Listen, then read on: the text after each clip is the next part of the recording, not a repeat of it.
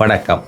பராபவ வருஷத்திய தமிழ் புத்தாண்டு வாழ்த்துக்கள். வரலாற்று ஆய்வாளர் முனைவர் மகாசிவனாடி ஜோதிடர் சிவசாமி பேசுகிறேன்.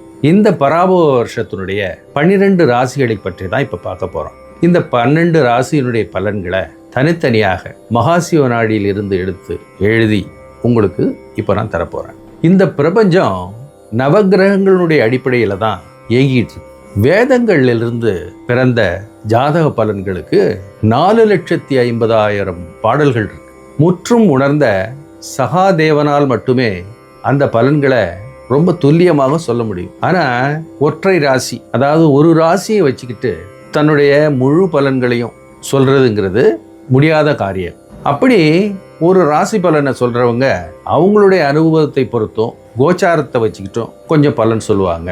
அது நமக்கு ஓரளவு வாழ்க்கையில பொருத்தலாம். ஆனா இப்ப நீங்க கேட்க போறது மகாசிவனாடியிலிருந்து, அதாவது முனிவர்களால் எழுதப்பட்ட மகாசிவனாடியிலிருந்து எடுத்து எழுதி உங்களுக்கு நான் சொல்ல போறேன்.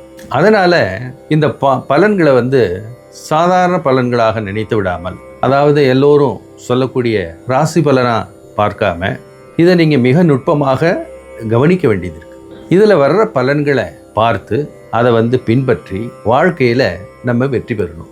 15 ஏப்ரல் 2026 முதல் 15 ஏப்ரல் 2027 வரை நடக்கும் பராபவ வருஷ சிம்மராசி பலன்கள். எதற்கும் பயப்படாத நீங்கள் மற்றவர்களை மிரட்டியே காரியம் சாதிப்பீர்கள். கோபக்காரர் போல தோற்றமளிக்கும் உங்களுக்கு சரீரத்தில் முடி அதிகம் காணப்படும். காடுகள், மலைகள் இவைகளை சுற்றி பார்க்கவும் ஆவல் உடைய நீங்கள் ஒரு உணவு பிரியர். அடிக்கடி பசியோடு காத்திருக்க நேர்ந்தாலும் வாயில் எதையாவது போட்டு அசை போட்டு கொண்டே இருப்பீர்கள். அதிக சுயநலம் இல்லாமல் இருந்தாலும் ஆற்றலும் அழகும் உடையவர்கள். எடுப்பான தோற்றமுடைய நீங்கள் மிகவும் எச்சரிக்கையாக இருக்க வேண்டிய வருடம் இது.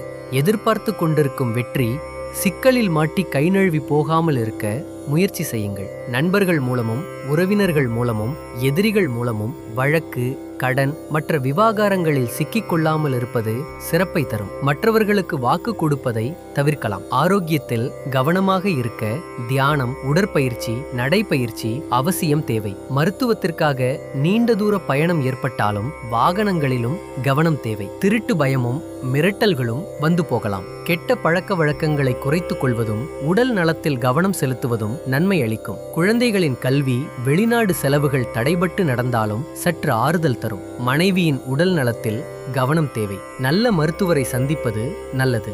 மனைவியோடு வாதம் செய்யாமல் அவர்களை சமாதானமாக கையாளுங்கள். அதிக சிந்தனையும் கண்களில் சிறு தொல்லைகளும் பொருளாதார முடக்கமும் குழந்தைகளுக்கு இக்கட்டான சூழ்நிலையும் ஏற்பட்டு விலகலாம். சூரிய வழிபாட்டின் மூலம் நன்மையை பெறுங்கள். சூரிய காயத்ரி, சூரிய நமஸ்காரம் போன்றவைகளோடு சூரிய நாராயண பெருமாளை வணங்கி ஆஞ்சநேயரை வணங்கி தீமையிலிருந்து உங்களை விலக்கிக் கொள்ளுங்கள். விபத்திலிருந்து இறைவன் அருளால் தப்பிக்கப் போகும் நீங்கள் இரவு பயணங்களை தவிர்ப்பது நல்லது. தொழில்துறை, உத்தியோகத்தில் எந்த நிலையில் சறுக்கல் ஏற்பட்டாலும் புதிய முயற்சிகளில் ஈடுபடாமல் இருப்பது நல்லது. தாய் தந்தைக்கு சேவை செய்வதன் மூலம், அவர்களுக்கு மருத்துவ உதவிகள் செய்வதன் மூலம் இறை அருளை பெறலாம். குங்குமப்பூ செடிகளை வளர்ப்பதும் குங்குமப்பூவை தானம் செய்வதும் தீமைகளை குறைக்கும். துலாம் ராசிக்காரர்களிடமும் மகர ராசிக்காரர்களிடமும் மீன ராசிக்காரர்களிடமும் கவனமாக இருப்பது நல்லது.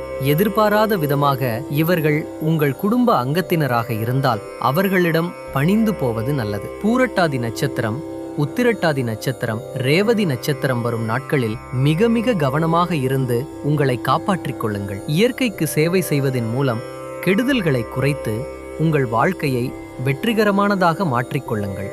மாணிக்க கல்லை அணிவதன் மூலம் ஆறுதல் அடையலாம். தினம் பசித்த ஒருவருக்கு அன்னதானம் அளிப்பது இறை அருளை பெற்றுத்தரும். ஆரோக்கியத்தில் கவனம் செலுத்தி உடற்பயிற்சி செய்து கொள்வது நன்மையை தரும். தியானம், யோகா, கலை கற்றுக்கொண்டு ஒவ்வொரு மனதுக்குள் ஆழ்ந்து சகுனங்களை பின்பற்றி எச்சரிக்கையாக இருங்கள்.